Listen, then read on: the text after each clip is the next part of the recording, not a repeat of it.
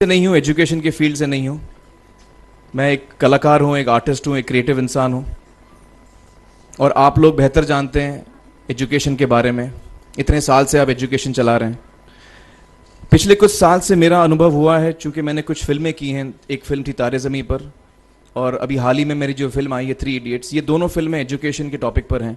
तो लिहाजा मैं इस वजह से मैंने काफ़ी रिसर्च की एजुकेशन के ऊपर, और कुछ चीज़ें मेरे सामने आई हैं और वो चीज़ें मैं आपके सामने रखना चाह रहा हूँ। आज यहाँ पेरेंट्स हैं, एजुकेटर्स हैं, टीचर्स हैं, बच्चे भी हैं। हो सकता है पता नहीं मैं कितना सही बोल रहा हूँ, गलत बोल रहा हूँ, लेकिन मेरे कुछ विचार हैं जो मैं आपके सामने रखना चाहूँगा एजुकेशन से जो जिनका संबंध है। और वो ये कि सबसे पहले तो हर बच्चा ख़ास होता है। ये मैंने डिस्कवर किया अपने रिसर्च में। हर बच्चा ख़ास होता है। हर बच्चे में, हमारी तरह, आपकी तरह और हमारी तरह, हर बच्चे में कुछ ना कुछ काबिलियत होती है, कुछ ना कुछ कमज़ोरी होती है। मुझ में भी कमज़ोरी है, काबिलियत है। आप में भी कुछ ना कुछ काबिलियत और कमज़ोरी है, और हर बच्चे में कुछ ना कुछ कमज़ोरी और काबिलियत होती है। और हमें as parents, as elders, as education system, हमें हर बच्चे की खासियत को पहचानना है, उससे मदद करनी है। उसकी क्या खासियत है, उसका क्या दिल चाहता है, उसे किस चीज़ में खुशी मिलती है, वो हमें उसको हेल्प करना है कि हम उसको वो ढूंढ सके, और उसमें हमें सपोर्ट करना है। और जो उसकी कमज़ोरी है उसमें हमें उसको सपोर्ट करना है। मुझे अक्सर एजुकेशन इंस्टीट्यूट्स मुझे बोलते हैं कि हम हमारे स्कूल में सारे बच्चे पास होते हैं, हमारे स्कूल में सारे बच्चे फर्स्ट आते हैं, या हम जो बोर्ड एग्ज़ाम है उसमें हमारे सारे बच्चे पास होते हैं। मुझे एक सवाल पूछना है कि हमारे कितने बच्चे खुश हैं। सबसे बड़ा सवाल मेरा ये है, how many of our children are happy. और वो जो हैप्पीनेस कोशेंट है ना, वो मेरे लिए सबसे अहम है। क्योंकि देखिए, पढ़ाई लिखाई तो हम सीख ही लेते हैं। जब मुझे कोई चीज़ सीखनी होती है तो मैं कुछ ना कुछ करके सीख ही लेता हूँ। हमारी फिल्म 3 इडियट्स जब रिलीज़ होने वाली थी, रिलीज़ से पहले हमने कई स्क्रीनिंग्स रखे थे, टेस्ट स्क्रीनिंग जिसको हम कहते हैं, जिसमें कि हम ऑडियंस जैसे आप लोग हैं उनको बुलाते हैं, फिल्म दिखाते हैं, उनसे पूछते हैं कि फ़िल्म कैसी लगी। ऐसे एक टेस्ट स्क्रीनिंग हमने किया था। बम्बई में एक फैक्ट्री में कारीगर लोग काम करते हैं, तो करीब 25-30 कारीगर आए थे उस स्क्रीनिंग में। स्क्रीनिंग के बाद उनका एक कारीगर था, उसने मुझसे एक सवाल पूछा। उसने मुझसे ये पूछा, आप लोगों ने फिल्म देखी है 3 इडियट्स? उसमें उसने मुझे एक सवाल पूछा जो बहुत कमाल का सवाल था। उसने मुझे ये सवाल पूछा कि सर, पिक्चर के अंत में हमें पता लगता है कि आप तो रणछोड़ दास थे ही नहीं, रैंचो तो थे ही नहीं आप, तो सर्टिफिकेट तो आपको मिला नहीं, वो तो जावेद जाफरी को मिल गया। तो आप इतने बड़े साइंटिस्ट कैसे बन गए? इतने बड़े पेटेंट्स, 400 पेटेंट्स, जापानी लोग आपके पीछे पड़े हैं, तो आपको सर्टिफिकेट तो मिला नहीं, तो आप इतने बड़े साइंटिस्ट कैसे बन गए? बहुत ही अहम सवाल है ये, बहुत ही इंपॉर्टेंट सवाल है। और ये जो मुद्दा है उसके हार्ट में जाता है ये, कि जब मैं एग्जाम के लिए रट के जवाब देता हूं और वो जवाब में मुझे नंबर मिलते हैं और मैं पास हो जाता हूं, तो मेरे हाथ में एक पर्चा आता है जो मुझे कहता है कि मैं पढ़ा लिखा हूं। लेकिन वाकई मैं पढ़ा लिखा हूं या नहीं, ये अभी तक हमको श्योर मालूम नहीं है। लेकिन जब आप नॉलेज चाहते हैं कि आपको मिले, विद्या मिले आपको, तो फिर वो कागज का मायने कुछ होता नहीं है। तो मैंने उसको जवाब में 2 सवाल पूछे। मैंने बोला उसको कि भैया, आपको क्या लगता है मैं अच्छा एक्टर हूं? उसने बोला हाँ, देश भर में आप सब लोग मानते हैं आपको, आप अच्छे एक्टर हैं। मैंने उससे कहा कि भैया, मेरे पास कोई सर्टिफिकेट नहीं है जो कहता है कि मैं अच्छा एक्टर हूं।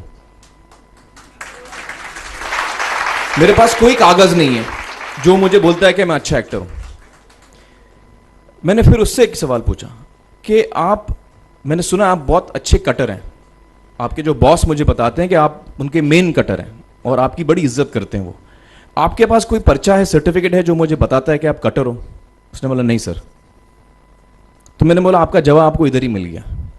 Education is beyond marks, education is beyond grades, education is what you learn.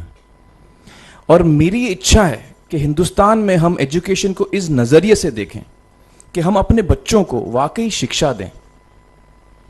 और शिक्षा हम खुशी से दें, क्योंकि शिक्षा में सिर्फ ज्ञान नहीं होता, शिक्षा में एक और चीज़ मिली हुई होती है, वो ये है कि हम अपने बच्चों को डेवलप करते हैं एज ह्यूमन बींग्स।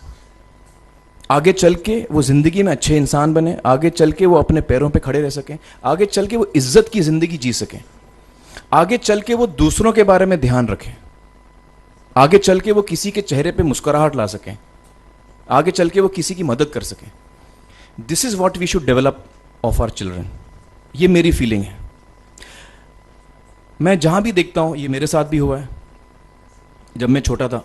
जब से हमारे बच्चे छोटे होते हैं, जब से बच्चे पैदा होते हैं, बच्चा घर आता है, हम बच्चे को पूछते हैं भाई मार्क्स कितने मिले, फर्स्ट आया कि सेकंड आया? वो बोलता है सेकंड। सेकंड आया तो अरे फर्स्ट नहीं आया, डांट पड़ती है उसको।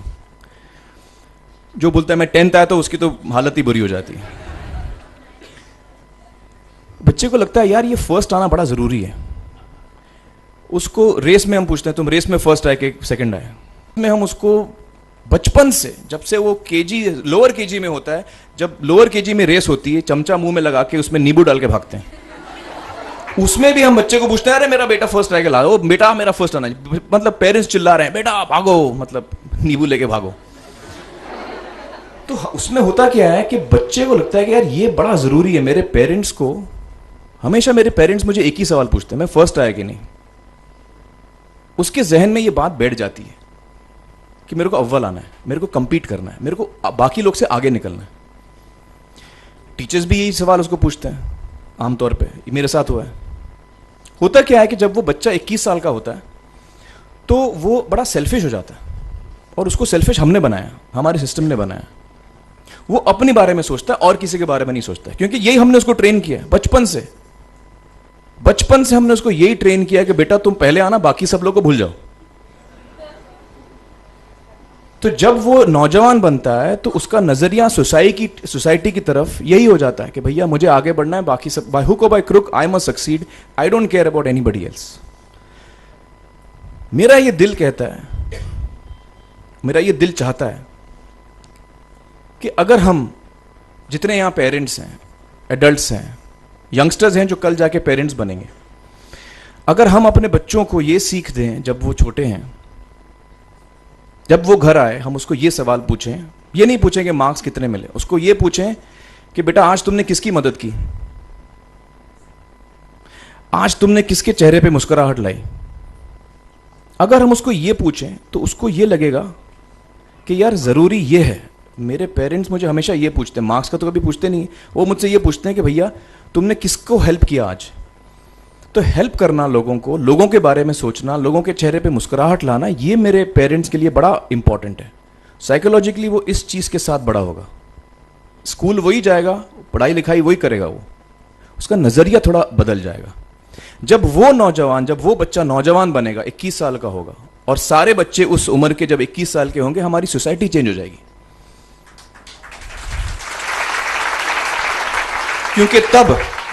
क्योंकि तब हमारी सोसाइटी में ऐसे नौजवान होंगे जो खुद के बारे में नहीं सोच रहे हैं, दूसरों के बारे में सोच रहे हैं। तो मुझे लगता है कि सबसे बड़ी चीज जो हमारे एजुकेशन सिस्टम में मैं देखना चाहूंगा, जो मैंने अपने स्कूल लाइफ में नहीं देखी, कि हमको ये अहमियत इस पे दी जा रही है कि हम अपने आसपास के बच्चों को कितना हेल्प कर रहे हैं।